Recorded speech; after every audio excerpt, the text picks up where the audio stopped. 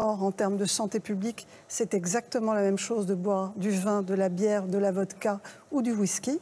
Pardon? Agnès, qu'est-ce que tu racontes? Alors, notre ministre de la Santé de l'époque a-t-elle raison en ce qui concerne le vin? On regarde ça aujourd'hui en étudiant la composition du vin, en étudiant l'apport calorique du vin comparé à d'autres boissons comme le whisky ou la bière. Et enfin, on regarde les études anciennes et récentes pour qu'on puisse conclure ensemble. Le vin est-il bon pour la santé?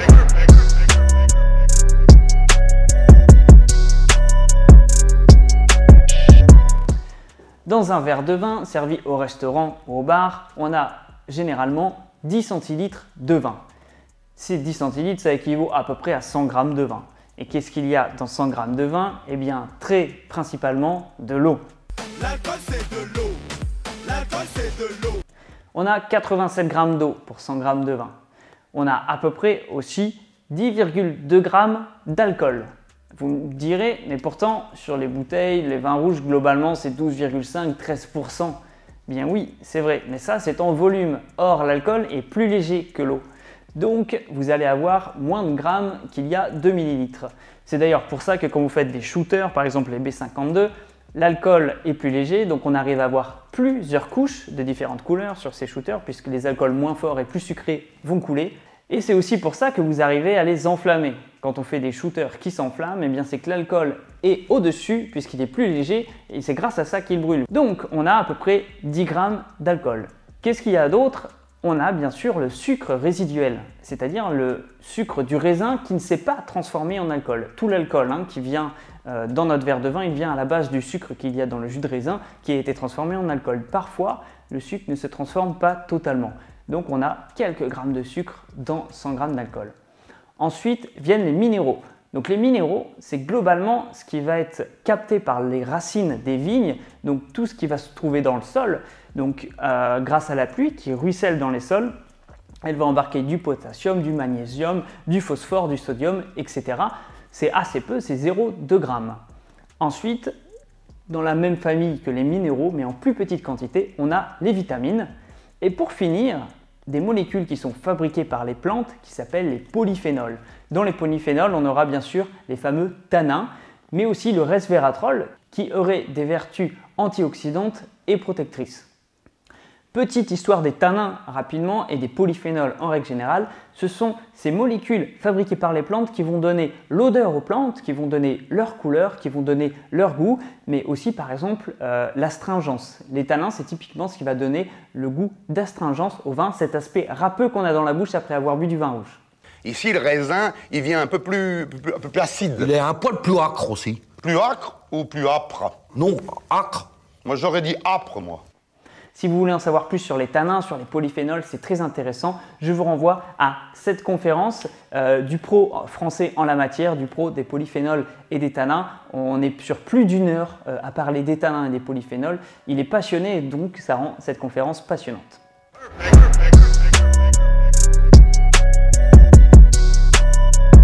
Alors, pour comparer l'apport calorique du vin avec la bière, le whisky et le pastis, on va partir sur une base d'1 litre de vin. Ça facilitera les calculs. Dans 1 litre de vin, on a donc, comme on l'a vu juste au-dessus, 87% d'eau. Et donc 87% d'eau, c'est 890 grammes d'eau. Comme vous vous en doutez, il n'y a pas de calories dans l'eau. Hop, on passe à l'alcool. L'alcool, c'est donc 102 grammes d'alcool. L'alcool du vin est composé à 90% d'éthanol et 10% de glycérol.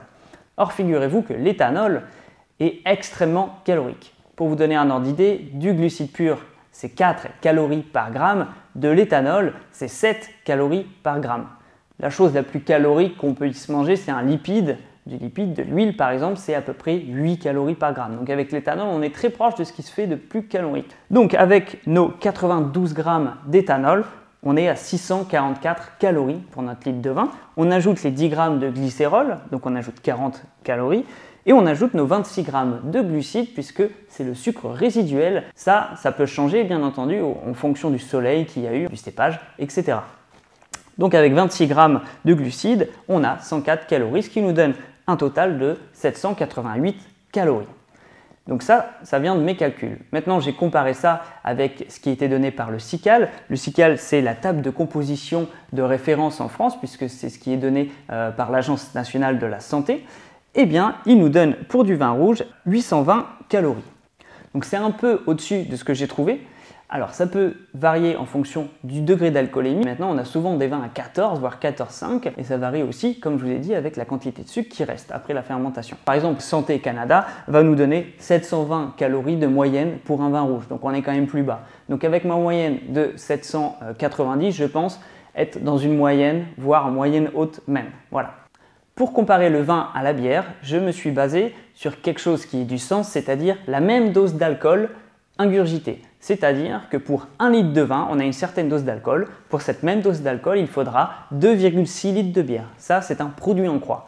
Donc 2,6 litres de bière, ça représente 1140 calories. C'est donc à peu près 45% plus élevé que pour la même dose si vous buviez du vin, ce qui n'est quand même pas négligeable. Concernant le whisky, c'est un alcool bien plus fort. Du coup, comme vous vous en doutez, il faudra beaucoup moins de whisky. On est à 325 grammes de whisky, ce qui représente une demi-bouteille. Cela dit, pour être cohérent et que les résultats soient au plus près de la réalité, j'ai bien entendu pris en compte le diluant, puisque la plupart du temps, quand on boit du whisky, c'est avec du diluant. J'ai pris un diluant ordinaire qui est le Coca-Cola, mais les apports caloriques, par exemple du jus de pomme, sont équivalents. J'ai pris une dose ordinaire qu'on se ferait plutôt à la maison, qui est 1 quart de whisky pour 3 quarts de coca. Sachant qu'en bar, c'est souvent beaucoup plus de coca, étant donné que les doses de whisky sont beaucoup plus petites. Donc, nos 325 grammes de whisky, cela nous donne 825 calories, puisque le whisky, c'est à peu près 2,5 calories par gramme. Et le coca, c'est à peu près 0,42 calories par gramme de coca. Donc, avec 975 grammes de coca, on arrive à 409 calories. Soit un total pour le whisky coca de 1234 calories. Donc là, on est encore bien au-dessus. On est à une augmentation de 56%, ce qui est énorme. À titre d'information, un homme moyen consomme à peu près 1500 calories de glucides par jour, puisque les glucides représentent à peu près 50% de notre alimentation. Le reste, vous le savez, ce sont les protéines et les lipides. Donc, avec du vin, vous êtes à 790, donc à peu près pour 1 litre de vin, la moitié de l'apport journalier en glucides. Lorsque vous êtes avec du whisky, c'est 1200 du whisky coca, c'est 1234 calories, ce qui représente quasiment la totalité de l'apport journalier en glucides. C'est énorme. Sachant que là, on parle de 10 verres de whisky. Il y a beaucoup de soirées où les gens vont consommer 5 verres de whisky, c'est-à-dire la moitié, ce qui reste important en termes de quantité glucidique. Alors même si nous sommes originaires des Charentes, on a quand même de la reconnaissance pour les bons produits du Sud, donc vous ne pouvez pas passer à côté du pastis. Le pastis, on est sur un apport calorique de 2,7 calories par gramme de pastis. Étant donné qu'il est bien plus fort, 45 degrés, il nous faut seulement 280 grammes, ce qui est à peu près le quart d'une bouteille d'1 litre, un peu plus, pour avoir la même dose d'alcool que dans 1 litre de vin. Et donc 2,7 calories x 280, on arrive à 765 calories, ce qui est à peu près équivalent à du vin rouge. Si vous avez bien compris cette partie sur l'apport calorique, elle est importante. Ça vous permet aussi de comprendre que la déclaration de notre super intervenant sur France 5... Et en termes de santé publique, elle disait que c'est exactement la même chose de boire du vin, de la bière, de la vodka, du whisky. Là encore, c'est vrai. Là encore, c'est vrai. Là encore, c'est vrai. Est fausse, ou tout du moins bien erronée, puisqu'en effet, elle prend en considération la dose d'alcool, mais elle ne prend pas en considération la façon avec laquelle on la boit. C'est donc considérer les choses de façon totalement théorique sans que ce n'ait aucun lien avec la pratique. Dire que boire une vodka Red Bull a le même impact que boire un verre de vin parce que la dose d'alcool est la même est complètement faux. Le nombre de pathologies liées à une suralimentation en sucre est très important, il faut donc prendre ça en compte lorsqu'on fait des études globales sur la consommation d'alcool.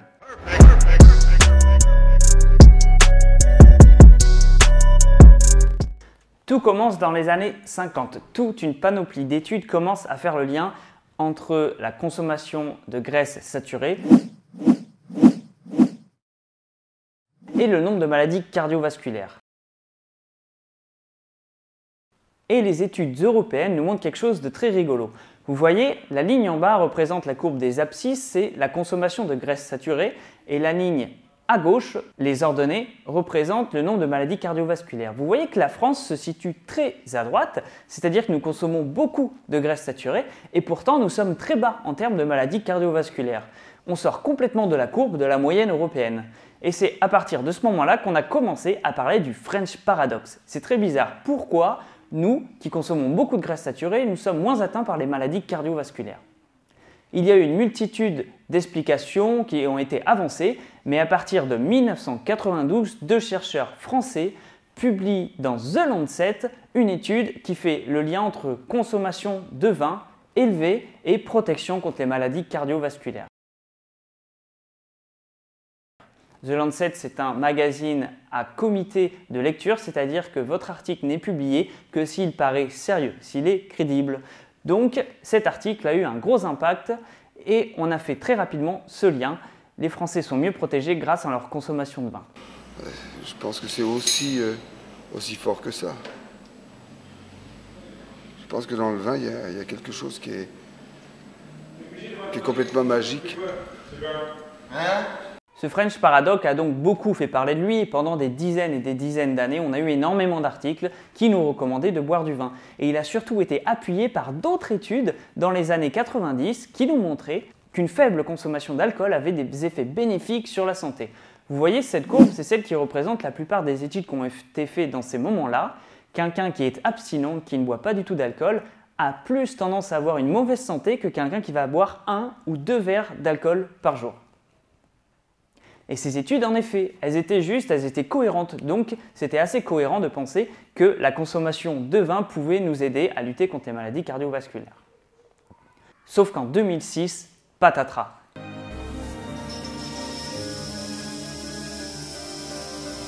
Une étude qui a été publiée par des chercheurs de l'Université de Californie nous dit attention, regardez bien qui sont les abstinents, donc c'est-à-dire tout à gauche de la courbe, et vous allez voir qu'il y a des soucis. Et en effet, pourquoi les gens sont abstinents, ne boivent pas d'alcool? Eh bien souvent, en fait, c'est parce que ce sont d'anciens alcooliques ou parce que leur condition médicale déjà très mauvaise leur interdit de boire de l'alcool. Donc dans cette partie des abstinents, qui se trouve tout à gauche de la courbe, on a des gens qui étaient déjà présupposés avoir des problèmes en termes de santé. Du coup, ça a artificiellement monté le nombre de pathologies chez ces gens-là. Cela, ça s'appelle un biais. Et une fois qu'on retire ces biais-là, eh bien, on ne retrouve plus les effets bénéfiques de 1 ou 2 verres par jour d'alcool. Alors, où en sont aujourd'hui les données? Eh bien, aujourd'hui, il y a une étude qui fait consensus, une étude qui a été faite entre les années 1990 et 2016 pour 195 pays. C'est une étude qui n'est pas contestée et où on a enlevé les biais dont je vous parlais à l'instant. Cette étude, elle donne cette courbe-là et on va la regarder ensemble pour voir quels sont justement les dangers de la consommation d'alcool. On va s'intéresser à 2 cas, pour 1 verre par jour de moyenne, par exemple un verre de vin rouge, ou pour la consommation moyenne des Français, c'est-à-dire 5 verres par jour, 5 doses d'alcool. Cette étude porte sur les 23 pathologies les plus couramment liées à l'alcool et combien de décès y sont associés chaque année. Pour quelqu'un qui est abstinent, on a un taux de décès de 0,914%. Pour quelqu'un qui va boire en moyenne une dose d'alcool par jour, on passe de 0,914 à 0,918. Donc vous voyez que la différence est minime, elle est presque négligeable. Pour vous donner un ordre d'idée, un ordre de comparaison, puisque c'est quand même ça qui est important, pour les fumeurs, on augmente le risque de développer un cancer du poumon de 1500%, voire même 2000% pour ceux qui fument un paquet par jour. Donc vous voyez, ce n'est pas du tout comparable avec ces risques-là. Alors, qu'en est-il pour la consommation moyenne des Français, ce qui va peut-être se rapprocher un peu plus de ce que vous et moi pouvons consommer? Voilà ce que donne la consommation moyenne européenne et on voit que la France se situe plutôt au milieu de tableau avec 4,9 doses d'alcool par jour. Et qu'est-ce que nous dit cette étude? À 4,9 doses d'alcool par jour de moyenne, on passe donc de 0,914% de probabilité de mourir d'une de ces pathologies par an à 1,252%, 1,25%. Donc on a une petite augmentation du risque pour une consommation moyenne française. Concernant le French Paradox, là aussi nous étions en présence de biais. En effet, les médecins français n'avaient tendance à déclarer comme étant morts d'accidents cardiovasculaires seulement les morts directes et non pas les morts qui avaient lieu plusieurs jours après ces fameux accidents. Deuxième chose, une partie de l'échantillon français pour les études avait été fait dans une gendarmerie française, de Paris plus précisément. Or, on sait que les gendarmes ont tendance à avoir une plus grande activité sportive et sont donc en meilleure santé, ce qui là aussi avait biaisé en fait les résultats qui ont donné lieu au French Paradox. Alors même si on sait que la France n'a pas de spécificité spéciale contre les maladies cardiovasculaires, On sait malgré tout qu'il existe un gradient nord-sud, c'est-à-dire que les gens du sud, avec un régime méditerranéen, sont quand même plus protégés contre les maladies cardiovasculaires. On associe ça aussi avec plusieurs hypothèses, comme le fait que les gens du sud peuvent être éventuellement moins stressés et plus de sociabilisation ou plus d'activité physique que les gens plutôt situés dans le nord. Pour conclure sur cette courte partie sur les études, il faut ajouter à cela quelques études qui ont été menées sur l'intérêt de l'alcool dans la sociabilisation. Je vous mets aussi bien sûr cette étude dans les sources. En tout cas, cela nous rappelle qu'il faut toujours prendre les études avec du recul puisqu'elles sont en permanente évolution. Rappelons que le French Paradox a été considéré comme réel ou vrai pendant au moins une trentaine d'années. Donc vous voyez, on est toujours en évolution.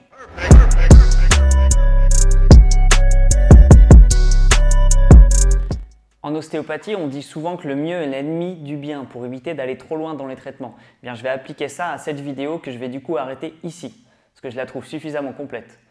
Et ça va vous permettre aussi de vous faire votre propre conclusion et ça va aussi me donner l'opportunité de consacrer une seconde vidéo à la conclusion. Du coup, ça va être plus sympa, ça va être plus pointu et je vais pouvoir dire tout ce que j'ai envie de dire aussi, ce qui est important aussi. Donc voilà, je vous dis à la prochaine vidéo du coup. Allez, à plus. Hé, tu crois qu'il a pas fait la conclusion juste pour qu'on s'abonne? Je crois que c'est juste un fainéant et qu'il a pas voulu finir. Ah ouais, t'as peut-être raison.